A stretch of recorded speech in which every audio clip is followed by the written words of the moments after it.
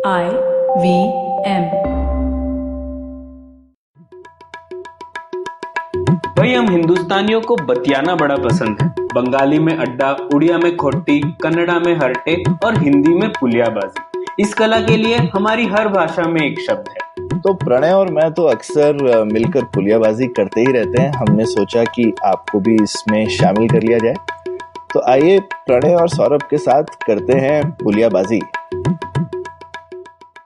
Hello Saurabh, कैसे हैं आप? बस बढ़िया प्रणय, तुम बताओ। बस सौरभ, बहुत दिनों बाद ऐसे स्टूडियो में भी बैठे हैं हम लोग। हाँ, हम लोग मतलब एक दूसरे की आवाज सुनते हैं, आज शक्ल भी देख रहे हैं। हाँ, तो सौरभ आपको ये याद है 1980s में मतलब एक वो डीडी वाले बहुत सारे गाने आते थे ना, उनमें से एक गाना आता था, सौर मंडल में टिम टिम टिम टिम करते तारे अनेक है। चंदा एक तारे अनेक। हाँ हाँ, याद है? नहीं, वो अलग था। वो अलग है, वो अलग था। वो एक अनेक वाला था। हाँ, वो अलग था। और ये स्पेस को दिखाता था। हाँ, नहीं मतलब गाने में ऐसे था। और फिर और भारत एकता वगैरह वो सब तो जो रेगुलर रहता है DD1 का, वैसे रहता था। अच्छा। तो उसमें जब सौर मंडल की बात हुई तो उसी से मुझे याद आया कि हम लोगों को थोड़ा स्पेस प्रोग्राम और भारत का अंतरिक्ष प्रोग्राम क्या है उसके ऊपर थोड़ा और ज्ञान होना चाहिए। अभी हमारे प्रधानमंत्री ने भी बोल दिया 15 अगस्त को कि हम लोग ह्यूमन स्पेस फ्लाइट करेंगे वगैरह, तो थोड़ा और ज्ञान मिलना चाहिए उसके बारे में। बिल्कुल। और ये मतलब स्पेस एक्स और जिस तरह से प्राइवेट मार्स मिशंस वगैरह की बात हो रही है, बहुत ही रेलेवेंट टॉपिक है और हमारी चर्चा में काफी गायब रहता है, तो हम इसको लाएंगे अपनी डिस्कशंस में। बिल्कुल, तो पुलियाबाजी उस पर करते हैं। और उसके ऊपर पुलियाबाजी करने के लिए हमारे साथ इस बार है पवन श्रीनाथ।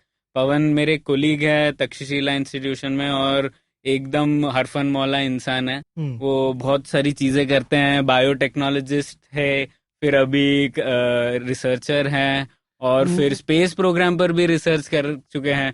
तो और एक पॉडकास्ट भी होस्ट करते हैं जिसका नाम प्रगति पॉडकास्ट है, सुना ही होगा आप लोगों ने। तो पवन, स्वागत है आपका। और मकड़ियों के भी फैन है। हाँ हाँ, एक बार उसके ऊपर भी चर्चा होनी चाहिए। बिल्कुल। मकड़ियों के बारे में मैं इनसे जो है इतना जान गया हूँ जितना कि पहले कभी नहीं पता था। शुक्रिया सौरभ।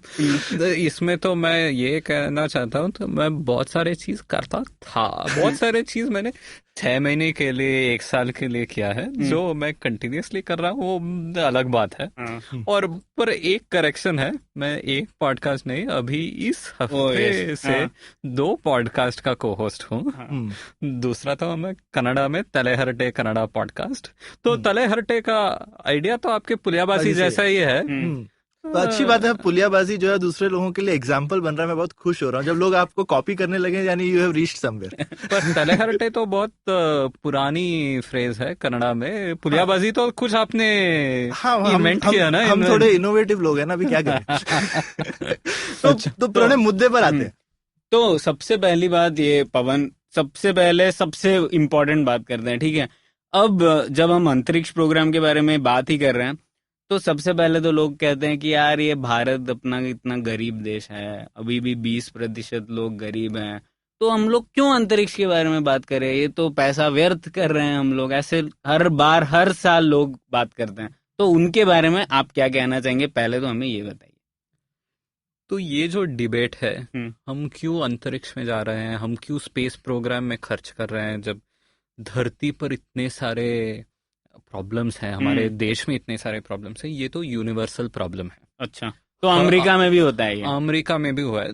आप सोच लीजिए, यूएस रशिया USSR वो राइवलरी तो था, कोल्ड वॉर तो था, पर 1950 1960 तब ये स्पेस प्रोग्राम यूएस और रशिया में भी शुरू हुआ ना।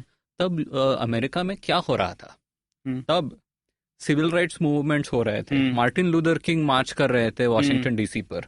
बहुत सारे पूरे अफ्रीकन अमेरिकन की सिटीजनशिप और राइट्स क्वेश्चन में थी। ठीक। उसके बाद वियतनाम वॉर स्टार्ट हुआ, बहुत सारी दिक्कत थी, पर उन्हें वो स्पेस भी अपोलो मिशन चलाया। पहले स्पेस, उसके बाद मून। अपोलो तो मून में। तो ये डिबेट जो है हम किसी भी समय कर सकते हैं। तो विक्रम साराभाई जी जो हमारे इंडियन स्पेस प्रोग्राम के जनक थे, तो उनका आइडिया 1947 से शुरू हुआ है। और इसरो जब हमने शुरू किया फॉर्मली 1969 में, हम और भी गरीब थे। पर हमने शुरू तो किया। अब तो हम 2018 में आए हैं। ये डिबेट तो सेम है। 2019 में आप हमारी पॉडकास्ट पब्लिश होगी, तो डिबेट तो सेम होगा। तो जब आपके पास कितना जीडीपी या कितना इनकम होगा, फिर आप स्पेस के बारे में आप सोच सकते हैं। तो ये तो कोई ठीक ऐसा नंबर है नहीं। दूसरी बात ये है कि हम स्पेस प्रोग्राम में बहुत सारा खर्च तो नहीं करते हैं। जस्ट कॉन्टेक्स्ट के लिए, अभी इस सरकार के अंदर थोड़ा इंक्रीज हुआ है कुछ लास्ट 2-3 साल में। अब हम साल में कोई 10,000 करोड़ 9 to 11,000 करोड़ एक साल में हम बजट प्लान करते हैं। मोस्टली 90% डॉलर में देखे तो $1.5 बिलियन। 1.5 बिलियन, 1.5। और मतलब अभी तो रुपी का वैल्यू कम हो गया, क्योंकि इसमें काफी सारे कंपोनेंट्स डॉलर में ही खरीदे जाते हैं, तो डॉलर वैल्यू इंपॉर्टेंट है। कंपोनेंट्स डॉलर में खरीदते हैं, पर बहुत सारा इंडिजिनस भी है, और सैलरीज तो हम रुपीज में देते हैं। बिल्कुल। मतलब NREGA प्रोग्राम कम से कम 50,000 करोड़ के करीब है, तो उसका 1/5। हाँ, और NREGA छोड़ लीजिए, फर्टिलाइजर सब्सिडी में हम 1 लाख करोड़ के ज्यादा हम खर्च करते हैं। पेट्रोलियम सब्सिडी में 80,000 करोड़ या हायर। तो इसके कंपैरिजन में 10,000 करोड़ तो कुछ नहीं है। हम तो पर ईयर एक इंडियन सिटीजन पर कैपिटा, ये तो कुछ भी खर्च नहीं है। और वो डायरेक्ट पैसा जो बचता है, क्योंकि हमारी खुद की सैटेलाइट्स हैं, जो सारा हमारा टेलीकॉम रेवोल्यूशन है, वो उन सैटेलाइट्स के, और डिश टीवी वगैरह का जो रेवोल्यूशन है, वो सारे वो सैटेलाइट के ट्रांसपॉन्डर से एनीवे चल रहा है। तो हमारे लिए तो काफी बेसिक नेसेसिटी की भी चीज है। हाँ, ये नेसेसिटी, हाँ, ये तो दूसरी बात है कि ये स्पेस प्रोग्राम और हमारी डेवलपमेंट कोई अलग चीज नहीं है।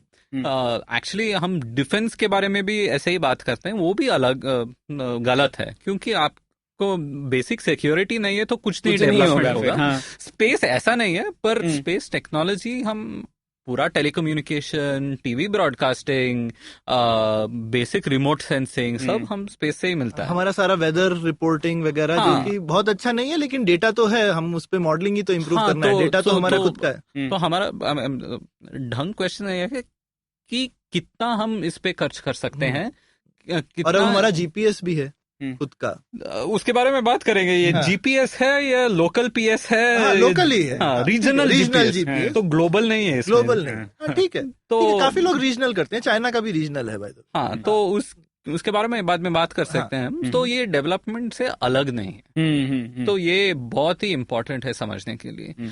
ये जस्ट जिंगोइज्म और नेशनलिज्म के बारे में भी नहीं है। वो हम मार्स चले गए, ये अभी हम सक्सेसफुल हैं। वो हम मून चले गए, अभी हम सक्सेसफुल हैं। ये एक विक्ट्री जैसे नहीं है। पर स्पेस प्रोग्राम की ये है कि जब आप सक्सेसफुल या फेल हो, ये पब्लिक होता है। ये आपकी डिफेंस के जैसा नहीं है, छुप के रहता है। हाँ, हमने अग्नि मिसाइल टेस्ट कर लिया, ठीक है, ओके, फिर काम कर रहा है, काम करता है कि नहीं, किसको मालूम? आपका सूखा अच्छा से काम कर रहा है, पता है? नहीं पता। पर PSLV फेल हुआ, वो सबको पता पड़ सबको पता, छुपा नहीं सकते। पर पवन, एक और चीज है, और एक थोड़ा मानसिक तौर पर भी स्पेस प्रोग्राम का बहुत महत्व है ना। जैसे कोई बच्चा है, अगर वह देखता है स्पेस प्रोग्राम पर कि मतलब संभावनाएं असीम है, कहीं भी जा सकते हैं, वो एक बहुत बड़ा फैक्टर है इसमें, है ना? बहुत ही। इसीलिए जब हमारे प्रधानमंत्री ये ह्यूमन स्पेस फ्लाइट के बारे में उन्होंने August 15 पर बात किया, वो मुझे पहली बार हमारे national leader has openly spoken about human space flight India में। So this is a very important thing. ISRO में एक प्लान था, वो थोड़ा चला गया, अभी वापस आया, वो सब अलग बात है। ये वेरी इंपॉर्टेंट है, क्योंकि पहला इंडियन इन स्पेस तो राकेश शर्मा जी थे 1984 में। मैं तो उसके बाद ही पैदा हुआ, पर वो राकेश शर्मा स्पेस तक गए थे। आज भी आपको यूट्यूब में उनका रिकॉर्डिंग इंदिरा गांधी से बात, वो तो मिलेगा। वो अभी भी गूसबम्स आएगा आपको थोड़ा, जहाँ वो बोलते हैं सारे जहां से अच्छा हिंदुस्तान हमारा, राइट? तो वो उसका कोई पावर है, वो इंस्पिरेशन बहुत करता है, क्योंकि एस्ट्रोनॉट्स तो बहुत कम लोग बनते हैं, literally out of the world, जिसको आउट ऑफ द वर्ल्ड। तो इवन US में कुछ 100 लोग होंगे एस्ट्रोनॉट जो एक्चुअली धरती से निकल जाते हैं। पर ये इंस्पिरेशन जो है आपको साइंस में, एस्ट्रोनॉमी में, टेक्नोलॉजी में, इंजीनियरिंग में, सब में एक इंस्पिरेशन का बहुत बहुत इफेक्ट हो सकता है। राकेश शर्मा के बाद दूसरे इंडियन जो हमारे स्पेस प्रोग्राम में नहीं बट अमेरिकन स्पेस प्रोग्राम में, कल्पना चावला इंडियन ओरिजिन के, सिटीजन तो नहीं थी पर इंडियन ओरिजिन की लड़की, Indian born so Indian born और फिर अमेरिकन सिटीजन बनी और when she went to space, वो भी बहुत ही इंस्पिरेशनल था। बिल्कुल। पंजाब और ट्रैजिक भी। और ट्रैजिक भी। उसके बाद बहुत ट्रैजिक हुआ ये space shuttle disaster, Columbia disaster जो हुआ, बहुत बहुत ही ट्रैजिक, पर उससे पहले बहुत ही इंस्पिरेशनल थी।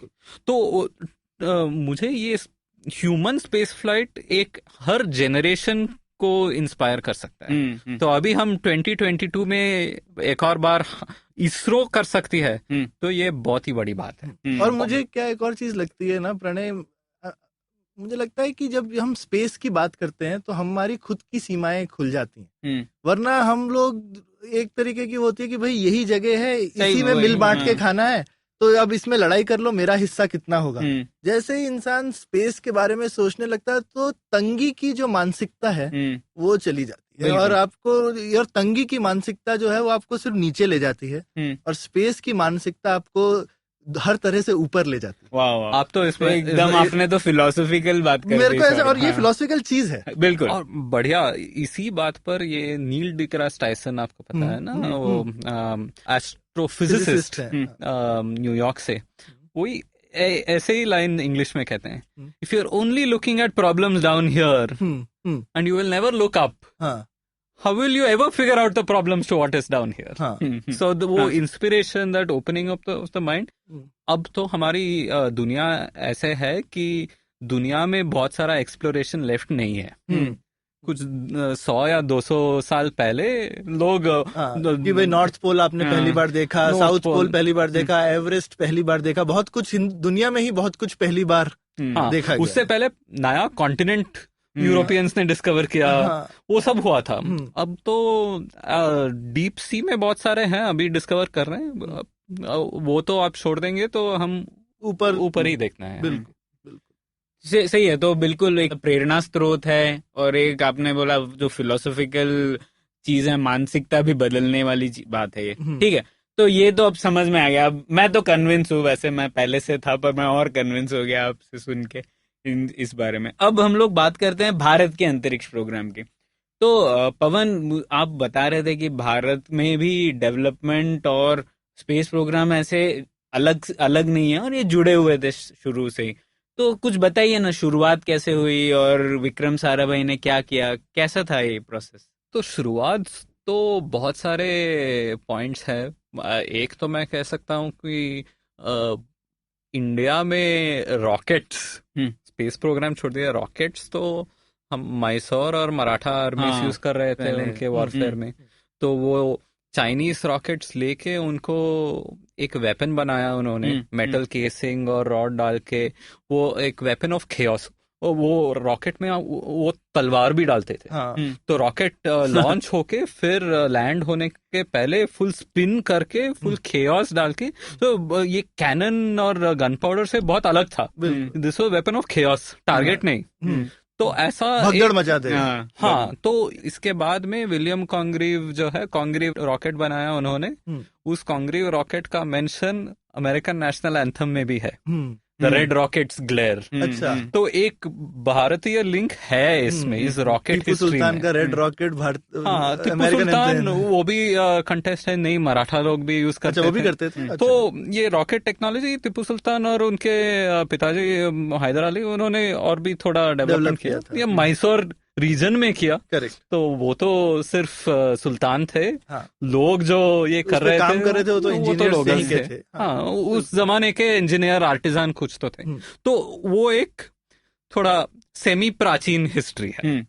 उसके बाद विक्रम साराभाई एक अहमदाबाद से इंडस्ट्रियलिस्ट थे, तो इंडस्ट्रियलिस्ट फैमिली से। उन्होंने 1947 ईयर ऑफ आवर इंडिपेंडेंस में फिजिकल रिसर्च लैबोरेटरी शुरू किया अहमदाबाद। अभी भी ये PRL इसरो का एक हिस्सा है। तो एक हम कह सकते हैं तभी ये फिजिक्स और एस्ट्रोफिजिक्स में बातचीत, रिसर्च, डिस्कशन वहाँ थोड़ा शुरू हुआ। उसके बाद ऑफ कोर्स हमारा nuclear program, defence program, missile program वो सब पैरेलल चल रहा था। होमी बाबा जी अगला काम कर रहे थे। पर 1962 में एक Indian national committee for space research हमने भारत में शुरू किया। ये तब तो नेहरू हमारे प्राइम मिनिस्टर होंगे। तो ये वो भी कितने डिफिकल्ट टाइम में जब चाइना से लड़ाई वगैरह हुई। तो उसके बाद तो सरकार में कुछ आई थिंक थोड़ा सोच था कि ये स्पेस प्रोग्राम बहुत सारा सिग्नलिंग भी कर सकता है, हमारे पास ये ताकत है। हाँ। ये स्पेस प्रोग्राम में जो लॉन्च व्हीकल टेक्नोलॉजी है उसका डिफेंस में भी इस्तेमाल कर सकते हैं। तो बहुत सारे आइडियाज थे। 1962 के थोड़ा पहले ही स्पुतनिक और वो सब हुआ था ना। तो और वो अमेरिका के लिए तो बहुत फेमस बोला भी जाता है स्पुतनिक मोमेंट, कि जहाँ पे उन लोगों को एकदम डर लग गया कि कहीं हम पीछे तो नहीं छूट गए, कि रशिया ने स्पुतनिक लॉन्च किया तो उसके बाद उनको लगा है हम कहाँ रह गए हैं। और स्पुतनिक हमारे घर के ऊपर चल रहा है, वहां से बॉम्ब डाल सकते हैं। डर भी था और एक पीछे रह जाने की फीलिंग भी थी।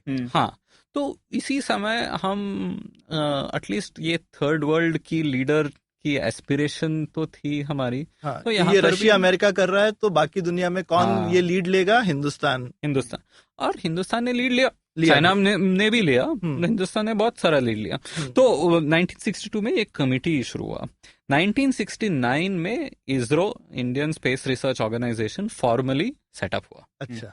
पर और इस समय विक्रम साराभाई ने बहुत सारे साइंटिस्ट, इंजीनियर्स को इकट्ठा करने की उनकी कोशिश शुरू हुई। अच्छा। इसमें एक एग्जाम्पल जो मैं दे सकता हूँ, प्रोफेसर यू आर राव, जो इसरो के थर्ड चेयरमैन थे। अच्छा।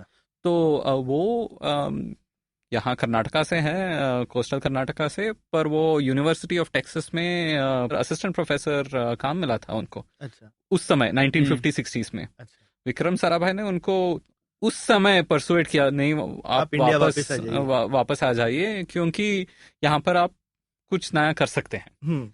तो वो एक्सेप्शन थे, रूल नहीं। बट इंडिया में भी बहुत सारे साइंटिस्ट ऐसे बहुत सारे जगह में काम लोगों ने करना शुरू किया।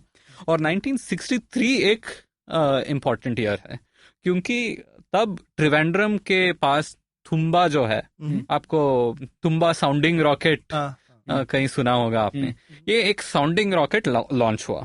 साउंडिंग रॉकेट जो है ये सॉरी पवन, पर ये 1963 में शुरू हुआ, मतलब इसरो तो 1969 में शुरू हुआ, उससे भी पहले का। तो उसके पहले तो बहुत सारे छोटा छोटा इंस्टीट्यूशंस जो है। अच्छा। फिजिकल रिसर्च लैबोरेटरी अहमदाबाद में, उसके बाद ये तो था Thumba equatorial rocket launching station, TERLS. So वहां से एक साउंडिंग रॉकेट, ये पहला साउंडिंग रॉकेट तो हमने रशिया से खरीदा। और ये साउंडिंग रॉकेट अबाउट 75 या 80 किलोमीटर ऊपर चला। और ये I think different sounding rockets 30 से 100 kg पेलोड। तो उतना वहां तक जाके अपर एटमॉस्फेयर की आप स्टडी कर सकते हैं। और अर्ली स्पेस रिसर्च के लिए आपको बहुत सारा एक्सपेरिमेंटेशन के लिए बहुत डेटा चाहिए। और आप कैसे कंट्रोल करेंगे इसको? हाँ। आप उसमें ऑनबोर्ड कंप्यूटर्स या कुछ तो होना चाहिए। ये तो 60s है, अभी तो स्मार्टफोन में बहुत सारा कंप्यूटिंग पावर है, तब तो नहीं था। तो आप बहुत बड़ा रॉकेट आप ऑर्बिट में सैटेलाइट लॉन्च करेंगे तो उससे पहले आप बहुत सारा टेस्ट करना चाहिए ना आपको। तो 1963 ये एक इम्पोर्टेंट मोमेंट था। ये आपने फोटोज में भी इंटरनेट में देखे होंगे। ये रॉकेट तो एक बैलगाड़ी में रॉकेट, बहुत फेमस फोटो है। रॉकेट को बैलगाड़ी में लेके जा रहे हैं, वो यही थुम्बा रॉकेट था। हाँ, वो यही थुम्बा रॉकेट था।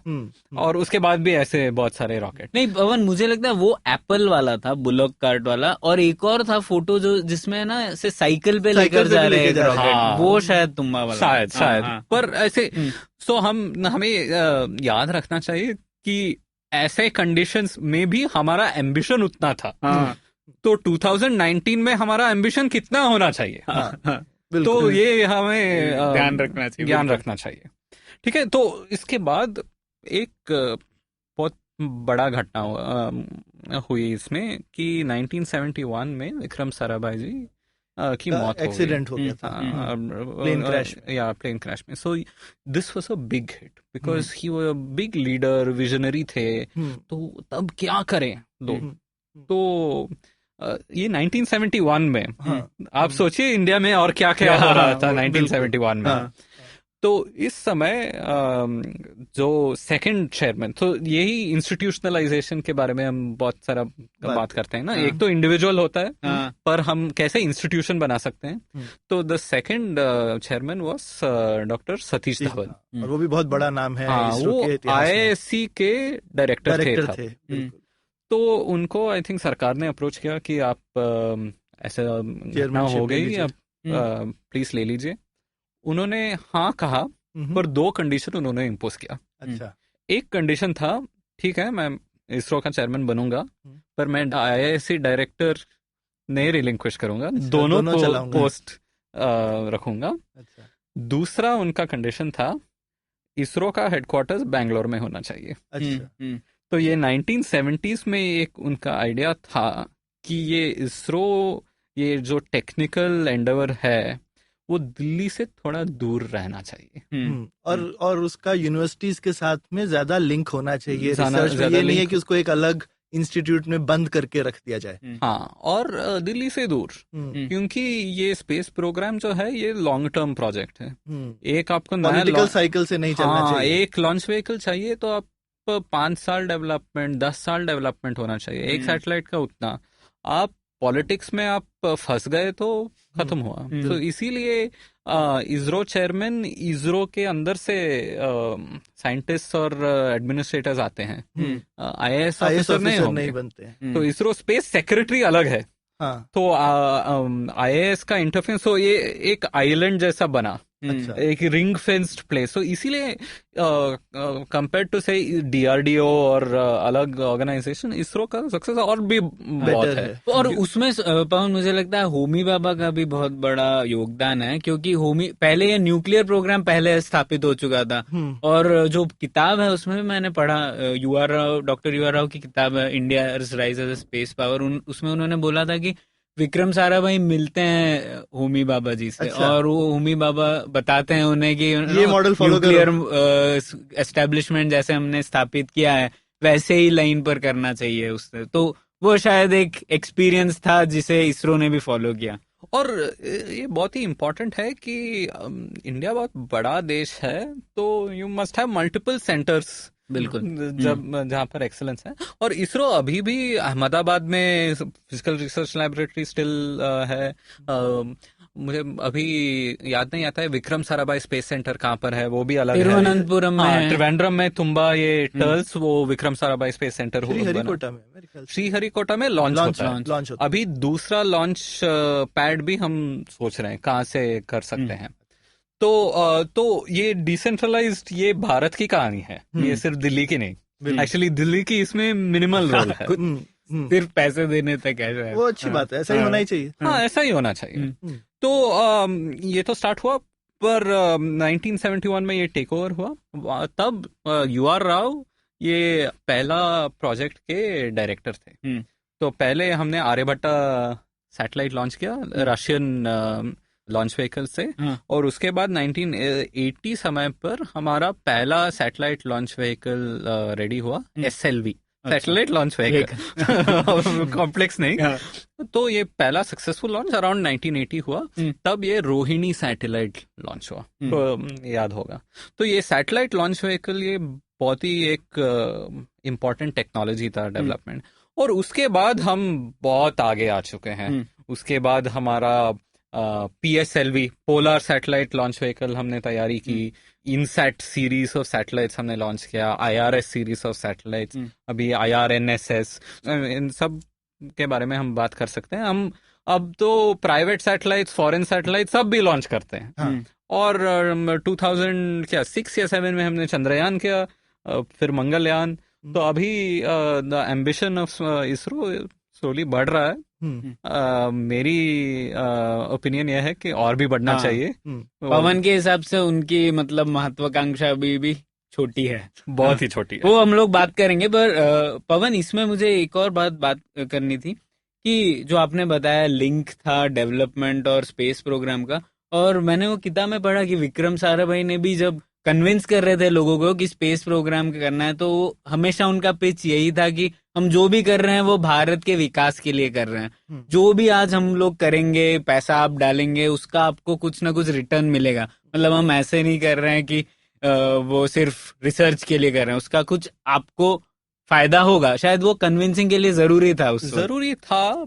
समटाइम्स ये थोड़ा शॉर्ट साइटेडनेस भी इसका साइड इफेक्ट हो सकता है, क्योंकि अब हम मार्स मिशन करेंगे, उससे फायदा क्या होगा पता नहीं, डायरेक्ट फायदा नहीं होगा।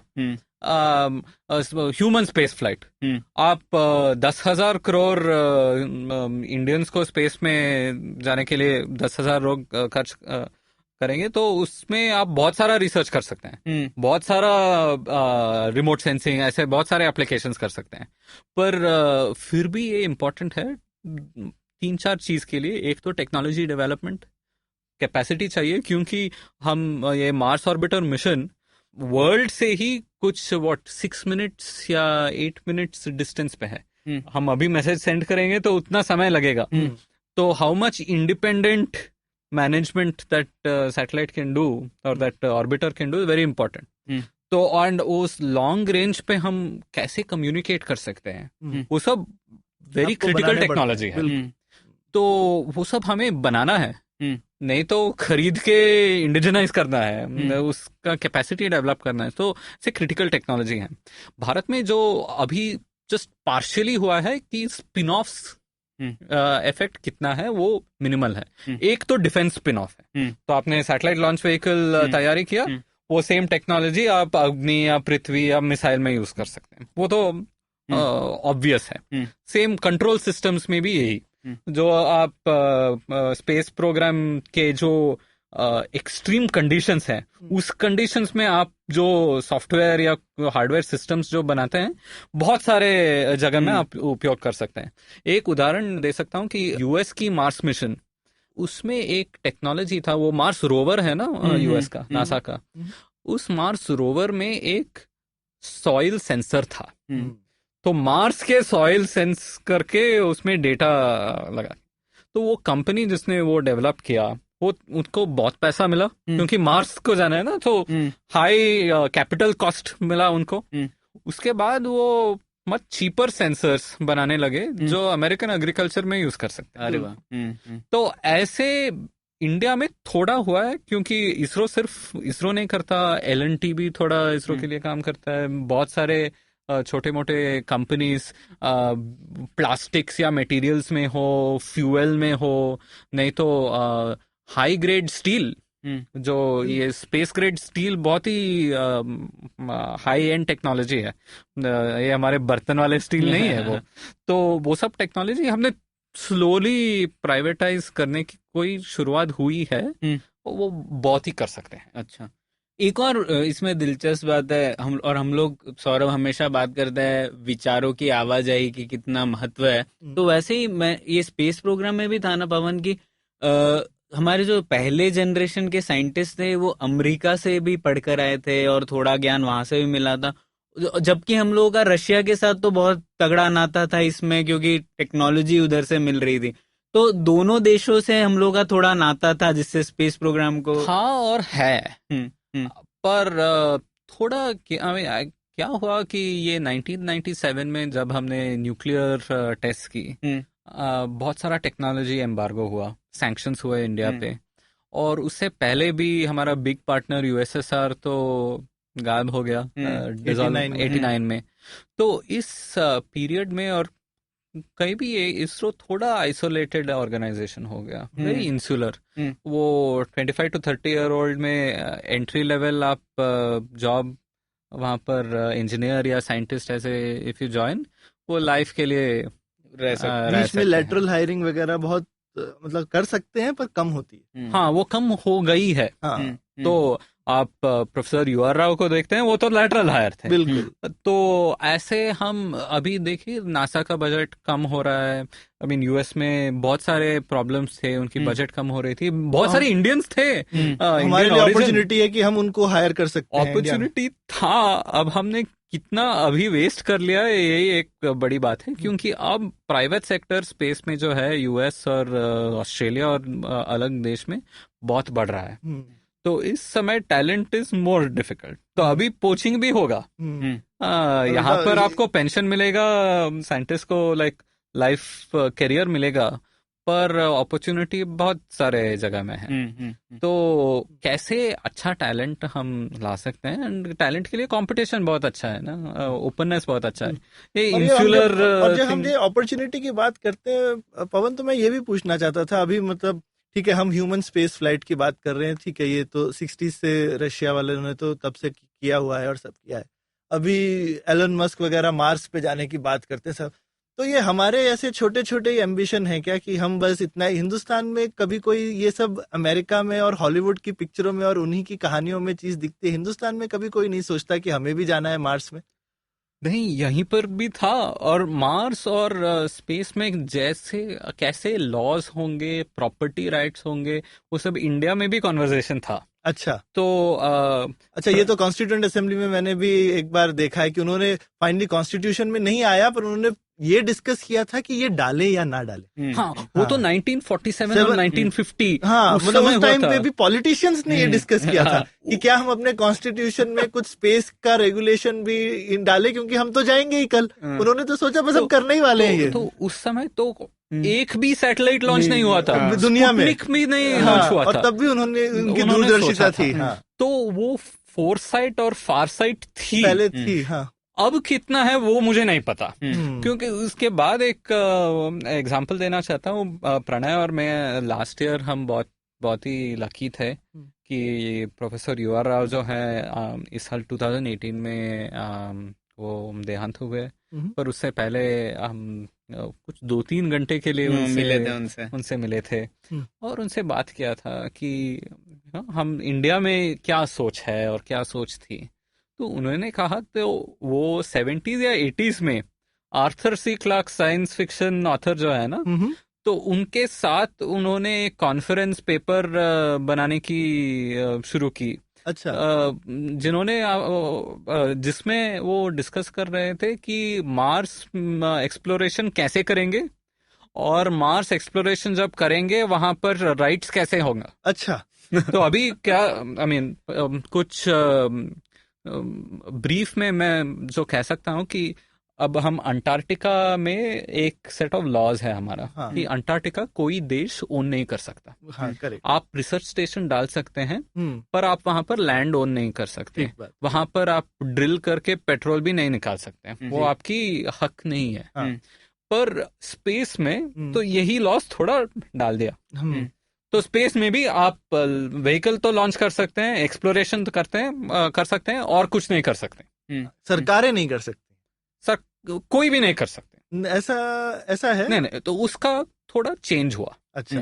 अभी लास्ट कुछ 10-20 साल में यूएस में थोड़ा चेंज हुआ, लक्समबर्ग जो है यूरोप में, वहां पर चेंज हुआ कि ये आप लैंड या टेरिटरी या स्पेस ओन नहीं कर सकते, पर वहां से आप कुछ एक्सट्रैक्ट करें, ये हीलियम हो, डायमंड्स हो, गोल्ड हो, माइनिंग कुछ भी कर सकते हैं। वो माइनिंग जो कर सकते हैं, उसके बाद जो आपको मटेरियल जो मिलेगा वो आप रख सकते हैं। सो प्रॉपर्टी राइट्स थोड़ा चेंज हुआ है। अच्छा। तो अभी वो स्पेस में डाल के आप बोरवेल डाल दें, हाँ। तो बोरवेल का पानी आप ले सकते हैं।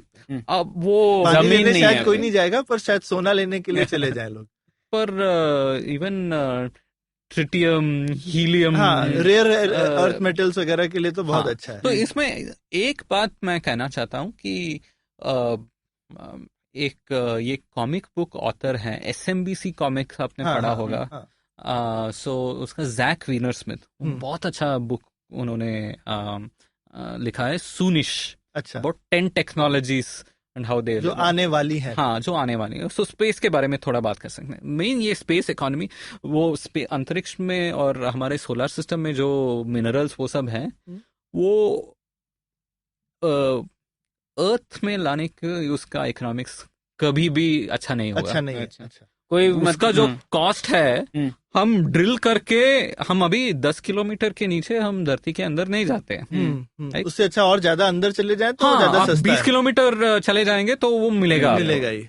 तो पर आप स्पेस में ये सब करके स्पेस में एक नया इकोनॉमी आप डेवलप कर सकते हैं। बिल्कुल। तो अभी इंटरनेशनल स्पेस स्टेशन एक है, उससे पहले मीर स्टेशन था। तो ह्यूमंस अभी कब अर्थ छोड़ के अर्थ के बाहर जाएंगे, ये एक बड़ा सवाल है। और इसमें इंडिया पार्टिसिपेट कर सकता है क्या, एक और सवाल है। बिल्कुल। और क्योंकि लोग कभी कभी ये नहीं समझते, धरती से बाहर जाने में, धरती से सिर्फ बाहर निकलना में बहुत ज्यादा एनर्जी लगती है, उसके बाद बहुत कम, क्योंकि एटमॉस्फेयर और ग्रेविटी सबसे ज्यादा एटमॉस्फेयर की प्रॉब्लम है कि आपको एटमॉस्फेयर छोड़ने के लिए बहुत एनर्जी चाहिए। पर आपको अगर रेगुलरली जाना हो तो अगर आप चांद पे स्टेशन बना लें जहाँ पे एटमॉस्फेयर बहुत कम है, या फिर आप स्पेस स्टेशन जैसा ही कोई बड़ा सैटेलाइट बना लें ऑर्बिट में, और वहीं से वो सिर्फ लोगों को घुमाने के लिए नहीं, वहां पे मैन्युफैक्चरिंग सेटअप कर सके कि जो नया नया रॉकेट बना सके। एग्जैक्टली। और फिर वहां पे अर्थ से चीज ले जाने की जगह अगर आप किसी एस्ट्रॉइड से लेकर आए तो ज्यादा सस्ता पड़ेगा, क्योंकि अर्थ से जाना बहुत महंगा पड़ता है। हाँ, तो वो टाइप की इकोनॉमी बन जाएगा। और इसमें मार्स के बारे में एक बढ़िया 3 बुक सीरीज है इंग्लिश में, किम स्टैनली रॉबिन्सन का, red Mars, green Mars, blue Mars. हाँ, बहुत ही बढ़िया है, क्योंकि और बहुत सारा साइंस फिक्शन भी लिखा है। तो क्योंकि जब धरती से हम इंसान बाहर जाते हैं तो हमारी इंसानियत क्या है, बिल्कुल, हमारी सिटीजनशिप और नागरिकता क्या है, सब कुछ दोबारा से सोचना पड़ेगा। तो बहुत सारे इंटरेस्टिंग डिस्कशंस है। पर उससे पहले हमें ये सोचना है कि हम स्पेस में सर्वाइव कैसे करेंगे। बिल्कुल। तो इसीलिए ये ह्यूमन स्पेस फ्लाइट एक बहुत ही इंपॉर्टेंट कंपोनेंट है, मिनिमम रिक्वायरमेंट है। हम इंसान भेज ही नहीं सकते, तो उसके पहले हम करेंगे क्या। दूसरा है कि हम ह्यूमन स्पेस फ्लाइट करेंगे तो उसके लिए बहुत सारे चीज हमें रिक्वायरमेंट तो मीट करनी पड़ेगी। तो इंग्लिश में हम भाग के बारे में बात करते हैं, बिग हैरी ऑडेशियस गोल। अच्छा। तो ये भागना तो पड़ता है। तो ये ह्यूमन स्पेस फ्लाइट तो एक भाग है। तो इसी लिए ये स्पेस में रेस की बात नहीं है, ये भाग है, पर रेस नहीं, मैराथन है। तो चाइना हमसे पहले एक रोवर मून पे उन्होंने डाल दी, कोई बात नहीं, हम भी डालेंगे। हाँ, तो ये मैराथन है। तो starting it is important, nutrition is important, stamina is important, खत्म करना। और उस इकोनॉमी से हम कट के नहीं रह सकते। कल को वो इकोनॉमी तो बननी है, ये तो तय है, इसमें कोई शक नहीं है अब। हाँ, और इसमें प्राइवेट सेक्टर और पब्लिक सेक्टर दोनों का पब्लिक सेक्टर और नेशंस और गवर्नमेंट्स की रोल तो होगी। तो ये इसी विषय पर डिस्कशन जारी रखेंगे, लेकिन एक छोटा सा ब्रेक लेते हैं इस जगह पर। Hello everybody, we have a brand new daily podcast we're working on with Bloomberg Quint. All you need to know provides the top news on business, markets, and the economy so that you can stay ahead of the curve. Tune in every morning on BloombergQuint.com, the IVM podcast app, or wherever you get your podcasts from.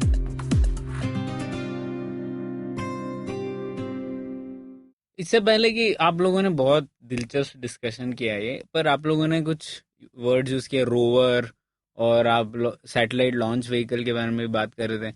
तो थोड़ा मतलब अब space में जाना है तो मेरे हिसाब से 2-3 चीजें तो लगेंगी। एक तो लॉन्च करने के लिए एक रॉकेट लगेगा, और जो लॉन्च किया जाएगा, जो चीज जो ऑर्बिट करेगी, वो एक सैटेलाइट जिसे कह सकते हैं उपग्रह, वो होगा। ये 2 सिस्टम होंगे। तो इनके बारे में कुछ बताइए। पहले तो सैटेलाइट के बारे में बताइए, किस भारत ने कितने सैटेलाइट किए, किस टाइप के सैटेलाइट किए, कहाँ है वो। तो भारत में पहले जो एक्सपेरिमेंट्स थे, आर्यभट्टा, रोहिणी, ऐसे, उसके बाद मेन हमारे जो सैटेलाइट सीरीज सब है, पहला है INSAT series, INSAT 3D 4E, वो सब आपने सुना होगा, वो न्यूज में आते रहता है जब लॉन्च होता है। तो ये इनसैट सैटेलाइट सिर्फ इसरो ने नहीं लॉन्च किया, European space agency, American space agency, सब सबके साथ हमने लॉन्च किया है। ये सैटेलाइट्स जो है ये टेलीकम्युनिकेशन और ब्रॉडकास्टिंग के लिए पहला इनका महत्व है। तो इनको जियो स्टेशनरी ऑर्बिट में डालना है, जो कि अबाउट 36,000 किलोमीटर्स हमसे दूर, एंड उतना दूर हम चले जाएं तो वो सैटेलाइट का जो पोजीशन है स्काई में सेम रहेगा। बेसिकली तो, जितना धरती जिस स्पीड से घूम रही है उतनी स्पीड से सैटेलाइट घूम रहा है, तो वो एक ही जगह पे टिका रहेगा। तो उसका भी 24 आवर्स में एक लूप होगा। तो इसमें दो चीज हैं, जियो सिंक्रोनस और जियो स्टेशनरी। अच्छा। जियो सिंक्रोनस में अभी द लेटेस्ट सैटेलाइट सीरीज, ये जो रीजनल जीपीएस है, IRNSS, Indian regional navigation satellite systems, उनके 6 सैटेलाइट्स हैं। अच्छा। 3 जो एक पोजीशन में फिक्स्ड हैं। अच्छा। और 2 या 4 ऊपर नीचे चलेगी। अच्छा। सिर्फ नॉर्थ साउथ। अच्छा। ईस्ट वेस्ट में धरती पर फिक्स्ड पोजीशन है, पर नॉर्थ साउथ तो मूवमेंट होती ही रहेगी। तो ऐसे एक 6 सैटेलाइट क्लस्टर बना के हम इंडियन रीजन पे हमारा ही एक इंडिपेंडेंट जीपीएस सिस्टम हम बिल्ड कर रहे हैं। तो इस जीपीएस सिस्टम की रेजोल्यूशन अभी थोड़ा 30 मीटर या कुछ है। तो ग्लोबल पोजीशनिंग सिस्टम ऐसे स्टेशनरी सैटेलाइट नहीं, बट मूविंग सैटेलाइट, पोलर।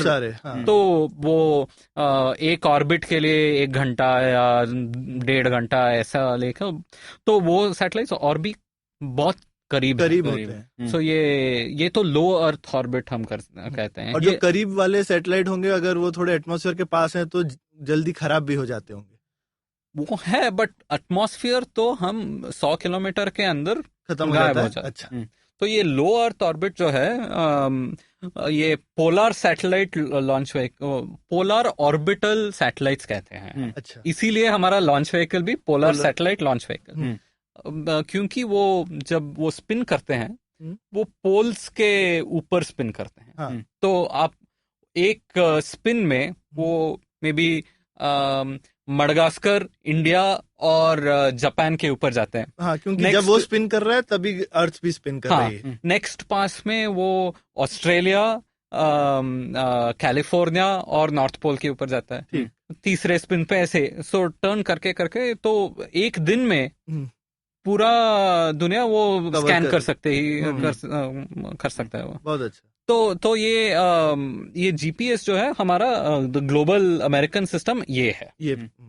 तो ये और भी 700 to 1700 किलोमीटर्स डिस्टेंस पे ये सैटेलाइट्स ऑपरेट्स करते हैं। लोअर ऑर्बिट तो 200-250 किलोमीटर से शुरू होता है। अच्छा। तो हम अंतरिक्ष के बारे में जो बात करते हैं, वो बेंगलोर और चेन्नई के बीच जो डिस्टेंस है उससे कम है। पर ऊपर जाना बहुत मुश्किल है। बिल्कुल। और वो 250 किलोमीटर पे जैसा लोग प्लान बना रहे हैं, जैसे पहले भी था एक इरिडियम नाम का नेटवर्क लोगों ने शुरू किया था, जहाँ पे आप सीधे सैटेलाइट पे बात करता है और सीधे दूसरे फोन पे। सेल टावर का चक्कर ही नहीं है ना। तो किसी को ये नहीं है मेरे घर के पास टावर नहीं है, ऊपर सैटेलाइट हर एक के घर के पास में रहने वाला है। लेकिन वो चला नहीं था, लेकिन एम्बिशन अच्छा था। कॉस्ट भी बहुत, क्योंकि उस टाइम पे सैटेलाइट भेजना बड़ा महंगा था। तो इसीलिए अभी जैसे स्पेसएक्स का जो नया बिजनेस मॉडल है, उन्होंने अब ये सोच लिया कि हम सैटेलाइट हमको सस्ते में भेजना आता है। हाँ। तो अब वो कह रहे हैं हम इतने सारे सैटेलाइट भेजेंगे कि आप इंटरनेट आपको अपने वाईफाई राउटर से नहीं चाहिए, आप सीधे सैटेलाइट से ले लेना। तो वो पूरी दुनिया पे इंटरनेट देने की कैपेबिलिटी एक साथ। अभी सोचिए इंडिया में जियो इतना बड़ा हो गया क्योंकि इंटरनेट दे रहा है। सोचिए जो कंपनी पूरी दुनिया में इंटरनेट दे देगी तो उसका कितनी वो बड़ी होने वाली है। तो इस इकोनॉमिक्स के बारे में हम थोड़ा बात कर सकते हैं। हाँ, ये क्यों सस्ता हो गया?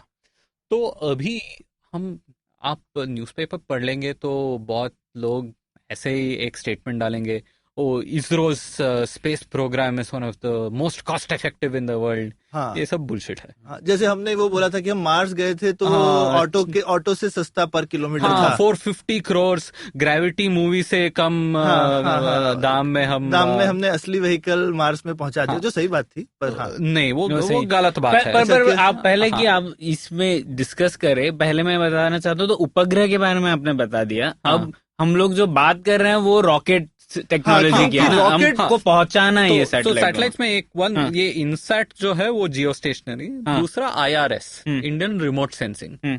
तो ये एग्रीकल्चर में हमारा वेजिटेशन हर साल कैसे ग्रो हो रहा है, हमारा लैंड यूज कैसा चेंज हो रहा है, ये सब पोलर सैटेलाइट लॉन्च है। सो IRS सीरीज, वो IRNSS मेनली समझ लो आसमान में कैमरा लगा दिए बहुत अच्छे अच्छे। हाँ, वो कैमरा विजिबल लाइट में IR, रेडार, लेजर टाइप के ऊपर से फोटो लेंगे तो बहुत कुछ पता चलता है। हाँ बहुत। एंड हम अब गूगल मैप्स सैटेलाइट में हम ये सब देख सकते हैं, भुवन में भी देख सकते हैं आप। तो ये सैटेलाइट के बारे में। अभी ये लॉन्च व्हीकल टेक्नोलॉजी तो है, तो इसमें ये polar satellite launch vehicle India का वर्क हॉर्स है। ये कुछ बहुत सारे बार में 40-50 बार तो हो गया। हाँ, बहुत सारे सक्सेसफुल लॉन्च हुए हैं, तो बहुत बहुत रिलायबल है अभी। तो इसमें इसका वेट जो है कुछ 290 to 320 टन है। तो उतना लॉन्च व्हीकल जब वो लॉन्च शुरू होता है ना, उसमें कुछ 80% या 70% सिर्फ फ्यूल है, ईंधन होगा। हाँ, क्योंकि वो फ्यूल को फ्लाई करने के लिए जलेगा और ऊपर जाएगा। हाँ, वो तो नीचे से हम फायर नहीं करते हैं, ये गन शॉट नहीं है ना। तो रॉकेट में वो फ्यूल, तो वो फ्यूल को लिफ्ट करने के लिए और फ्यूल चाहिए आप। तो यही चैलेंज है। तो वो कुछ 300 टन उसका वेट है। उसमें से ऑर्बिट में जो जाता है सैटेलाइट, उसका मैक्सिमम वेट है 3800 किलोग्राम, 4 टन। सो 1.5%। ये लो अर्थ ऑर्बिट में। ये आपको जियो स्टेशनरी ऑर्बिट में डालना है तो ये 0.7%। ये आपको अर्थ्स ग्रेविटेशनल फील्ड से बाहर जाना है, मार्स को या चांद को, तो इसमें और छोटा हाँ, सो 0.3%। सो तो कॉस्ट उतना है। सो इसमें 2-3 चीज है। फ्यूल का कॉस्ट, दूसरा ये सब रॉकेट वन टाइम यूज के हैं, तो ये ऊपर गया, जल गया। हाँ, जल गया। तो इसका इकोनॉमिक्स अब बदल सकते हैं। जो एक ऑप्शन है रीयूज, तो SpaceX और भी लोग ट्राई कर रहे हैं, पर SpaceX के पास सबसे सक्सेसफुल है कि रॉकेट जो है वो ऊपर जाकर वापस आ जाता है, तो बार बार यूज कर लेते हैं, पूरा नहीं, सेकंड स्टेज। सो मेरे हिसाब से ये तो हम ये यूनिट मेट्रिक कॉस्ट जो हम सोच सकते हैं, cost per kilogram to this low earth orbit, वो एक स्टैंडर्ड मेजर होगा।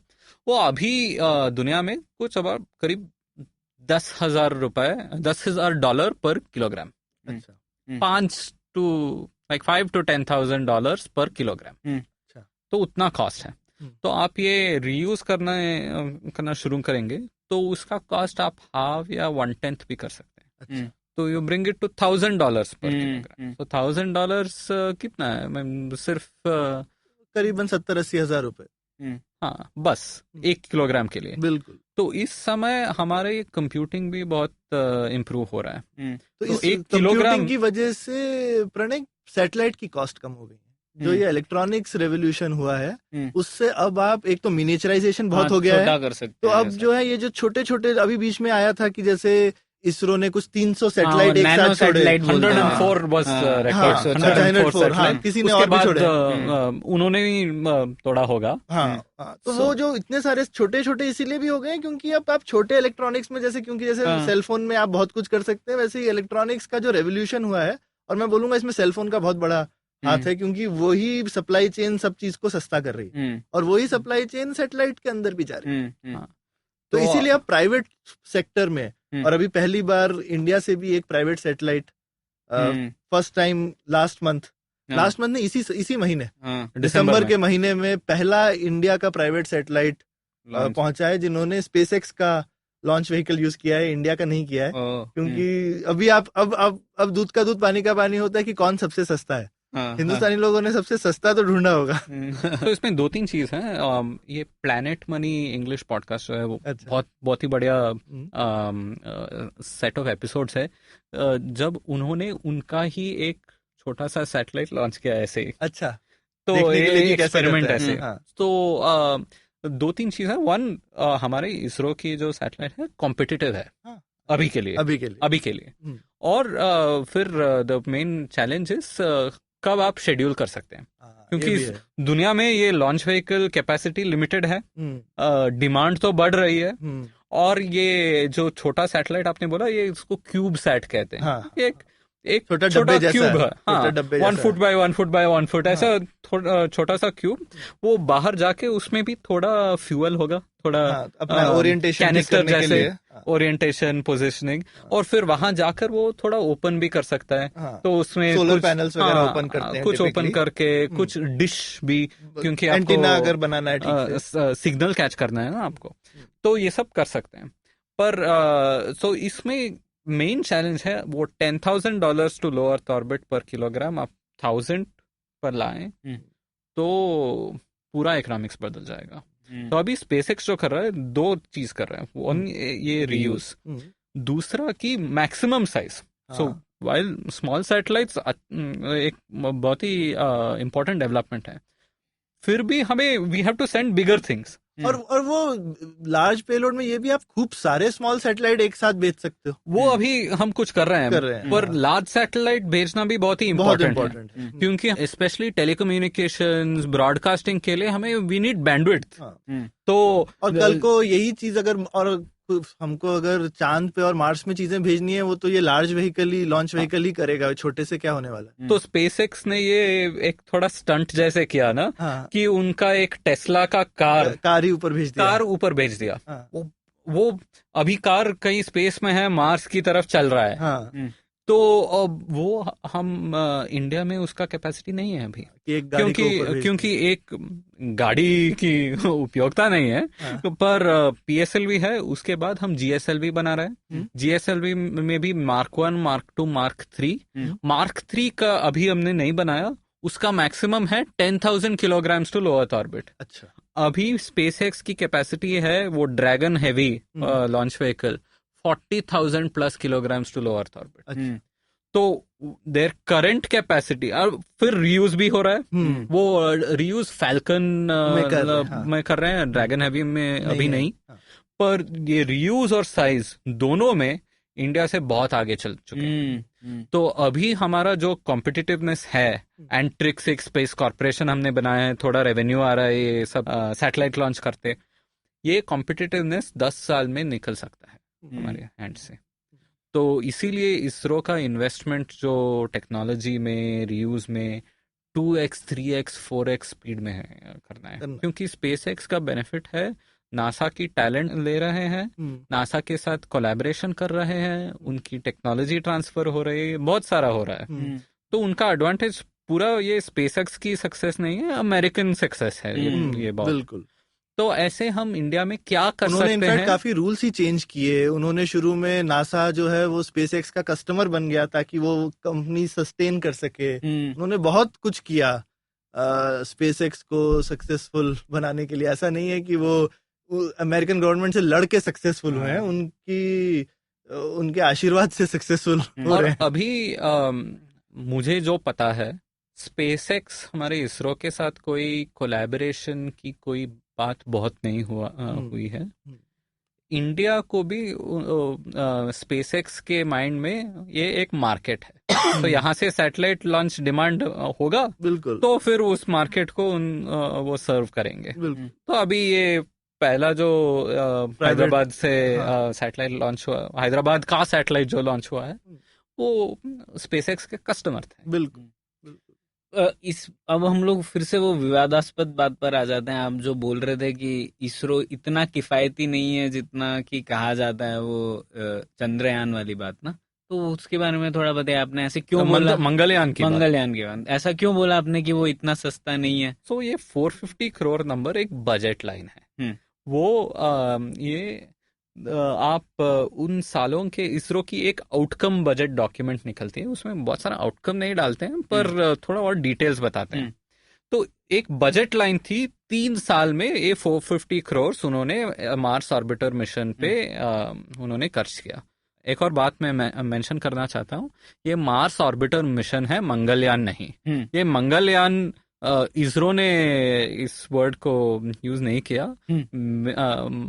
माय थियरी ये है कि एक मनमोहन सिंह जी की स्पीच थी, जब वहां पर वो हिंदी में इस मंगलयान को अच्छा हिंदी में कहते हैं। हाँ। अच्छा। उसको रिपोर्टर्स सब ने मंगलयान बना दिया। अच्छा। और फिर उस मंगलयान की शक्ति इतनी थी हाँ, कि कैची फ्रेज थी। कैची फ्रेज थी कि PIB press information bureau press release में प्रेसिडेंट या कोई किसी और की स्पीच में मंगलयान आ गई। अच्छा। और उसके बाद चंद्रयान मिशन बन गया है उसके बाद। तो चंद्रयान का नाम चंद्रयान था। अच्छा। बट मार्स का मार्स ऑर्बिटर मिशन था। अच्छा। ठीक है, तो ये मंगलयान बन गई। ठीक। और अब तो हमारे नोट पे भी मंगलयान आ गया है। ठीक है, तो क्राइस्टनिंग बाद में हुआ है इस नाम का। कोई बात नहीं, जो लोगों का पसंदीदा नाम। हाँ। तो ये अलग बात है, पर ये 450 करोड़ एक बजट लाइन था। आप ये इस बजट डॉक्यूमेंट में देखेंगे तो आपको दिखेगा कि इस सैटेलाइट और इस लॉन्च व्हीकल पर काम फिजिकल रिसर्च लाइब्रेटरी पीआरएल अहमदाबाद में हुआ, विक्रम साराभाई स्पेस सेंटर त्रिवेंद्रम में हुआ, और कई जगह में हुआ। उन सब के सेपरेट बजट्स थे। सो उस बजट का आपको एलोकेशन करना है। ठीक है, 30% टाइम उन्होंने इस मिशन पे काम किया, तो उसको एलोकेट करना है। इसमें सैलरीज एक और बजट लाइन है। तो सैलरीज आप कैसे अकाउंट करेंगे? तो इसमें आप कह सकते हैं कि नासा भी थोड़ा अकाउंटिंग अलग से करता है, पर ये 450 करोड़ मुझे मेरे एस्टिमेट में एटलीस्ट डबल है। तो हमने कुछ 1000 करोड़ स्पेंड किया। ठीक है, ऑटो से नहीं जा सकते, पर उबर की रेट से जा सकता है ना। फिर भी उबर से कम होगा वो। एंड डिस्टेंस बहुत ज्यादा। एक चीज समझने वाली है कि एक बार आप अर्थ से निकल गए तो फिर तो कोई चलने का कोई खर्चा नहीं है, ऊपर कोई फ्रिक्शन नहीं है। बिल्कुल। और जिस स्पीड से आप चल रहे हैं चलते रहेंगे जब तक कोई आपको चीज रोकेगी नहीं ना। न्यूटन का तो मुझे तो लगता है कंपैरिजन ही थोड़ा गड़बड़ है। तो यहाँ पे कॉस्ट है एक्सेलरेशन का, अर्थ से निकलने का कॉस्ट है, उसके आगे कोई कॉस्ट नहीं। तो एस्केप वेलोसिटी जो हम बात करते हैं वो 11 किलोमीटर प्रति सेकंड। हमें ये लो अर्थ ऑर्बिट जाने के लिए 7 लो अर्थ ऑर्बिट में जो सैटेलाइट चल रहा है 7 to 8 किलोमीटर पर सेकंड स्पीड में चल रहा है। अरे बाप, अच्छा ठीक है। तो ये तो समझ में आ गया। अब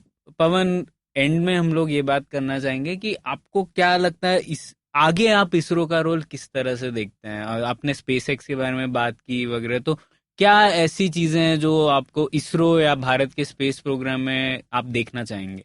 प्रणय, कुछ 3-4 आइटम्स हैं मेरे मन में। एक, अगेन ये नील डिग्रास टाइसन एक स्टेटमेंट बताते हैं कि ये स्टार ट्रेक से हम लेंगे ना, space exploration to go boldly where no humans have gone before. बिल्कुल। तो अभी ये लो अर्थ ऑर्बिट जो है, जियो स्टेशनरी ऑर्बिट जो है, बहुत सारे लोग गए हैं अभी। तो कुछ 5,000 10,000 सैटेलाइट्स और भी बहुत सारे थाउजेंड्स ऑफ सैटेलाइट्स है। और ये क्या है कि अभी प्राइवेट सेक्टर ये कर सकता है। 1950-60s में प्राइवेट सेक्टर की ताकत नहीं थी, मार्केट्स की एबिलिटी नहीं थी इसमें इन्वेस्ट करके उनको रिटर्न मिलना। अभी जो इलेक्ट्रॉनिक्स रेवोल्यूशन हुआ है उसने सैटेलाइट तो ओपन कर दिया। अभी मेरे हिसाब से इंडिया में कैपेबिलिटी है। अभी तो एक छोटे से स्टार्टअप ने बनाई है। अगर कोई बड़ी कंपनी वगैरह थोड़ा अगर पैसा डाल के ट्राई करे तो मुझे लगता है कि जो भी सैटेलाइट इसरो बनाता है उस क्वालिटी का सैटेलाइट प्राइवेट सेक्टर इंडिया में बना सकता है। और लॉन्च व्हीकल टेक्नोलॉजी और भी थोड़ा कंट्रोल्ड है, क्योंकि उसकी रिस्क अलग है। बिल्कुल। पर उसका भी प्राइवेटाइजेशन एफर्ट शुरू हो सकता है। हमने स्पेसएक्स में देखा है और भी एफर्ट्स में देखा है, प्राइवेटाइजेशन एक नेसेसरी बात है। सो दो चीज, वन, इसरो को सोचना पड़ेगा कि हम यूनिकली क्या कर सकते हैं, किस चीज में हम प्राइवेट सेक्टर कंपटीशन को इनवाइट कर सकते हैं और किस चीज में हम टेक्नोलॉजी डिवॉल्व करके ट्रांसफर भी कर सकते हैं। दूसरा, ये इसरो भी वो एक इंस्टीट्यूशन है, it can be multiple institution. Satellite अलग है, लॉन्च व्हीकल अलग है, ये सब थोड़ा दे कैन रिकॉर्पोरेटाइज, री इंजीनियर इसरो। एक और कॉन्वर्जेशन की चीज है।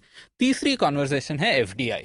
अच्छा, इस स्पेस टेक्नोलॉजी में, सैटेलाइट टेक्नोलॉजी में पैसा कहाँ से आएगा, टेक्नोलॉजी कहाँ से आएगा, नो हाउ इसरो से थोड़ा आगे आचे जा सकता है, फॉरेन से भी आ सकता है ना। बिल्कुल। हम एफडीआई इन स्पेस में बात भी नहीं करते हैं। FDI इन वेदर टेक्नोलॉजी, क्योंकि वेदर आप प्राइवेट सैटेलाइट लॉन्च करके आप वेदर सर्विसेज प्रोवाइड करोगे। और स्पेस में ये सब आता है, लोग सोचते हैं स्पेस सिर्फ एक्सप्लोरेशन तो है ही, लेकिन कमर्शियल एक्सप्लॉयटेशन जो है, जो कि अभी करंटली है कम्युनिकेशन, रिमोट सेंसिंग और वेदर।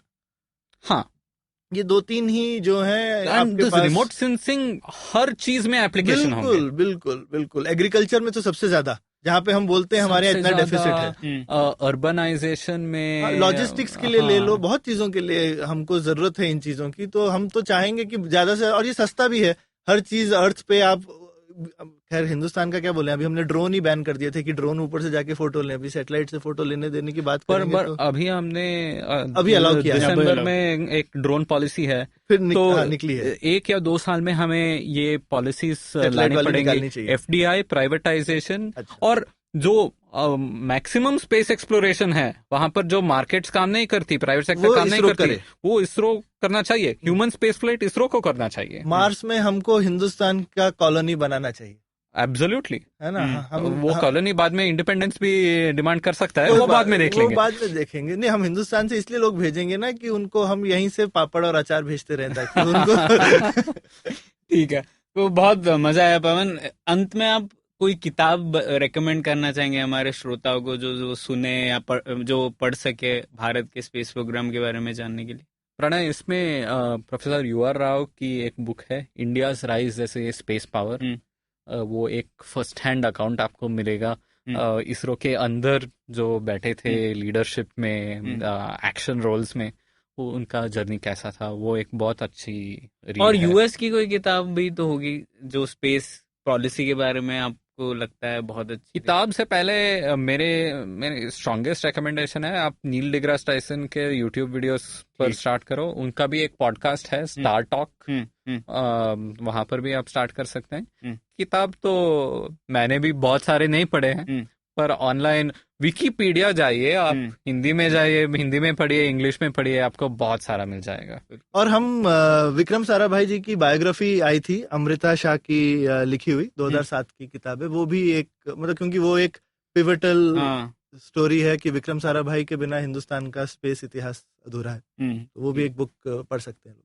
ठीक है। तो पवन, बहुत बहुत शुक्रिया, बहुत बहुत मजा आया। मुझे एक्चुअली जब आप बात कर रहे थे, मुझे स्वदेश पिक्चर याद आ रही थी। हाँ। उसमें भी ये सब दिखाया था। पर ठीक है, बहुत मजा आया पवन और सौरभ, शुक्रिया।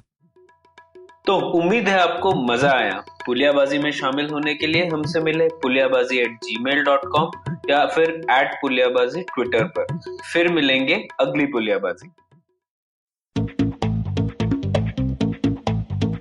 Advertising is dead. Yep, you heard me right. Advertising is dead. We're all in the content business now. Let's not call it news, TV, radio, etc., etc. It's all content, and we're in the middle of this weirdly exciting phase where all the borders and lines that have been drawn over decades has been swept away by this lovely thing called the internet. We're a show where we don't dwell on just the stuff that is now, but rather the wider stuff about advertising, media, content, and the whole goddamn circus surrounding it. Tune in every Tuesday for our weekly unboxing of the mystery box we used to call advertising. I'm Varun Dugirala, co-founder and content chief at The Glitch, and this is my new podcast, Advertising is Dead. Family businesses get a bad rap. At one time, they were looked down on for getting rich, for being too ambitious. Today, they're still looked down on, but for not being ambitious enough. Not agile enough, not modern enough, too traditional in their mindset. The biggest brands and business houses in the country started out as humble family businesses. It's the way India has done business. Join Sonu Bhasin in conversation with stalwarts of Indian family businesses on the Inheritors podcast series by Bloomberg Quint. Discuss the highs and lows, the needs and pressure points of building a business legacy that spans generations.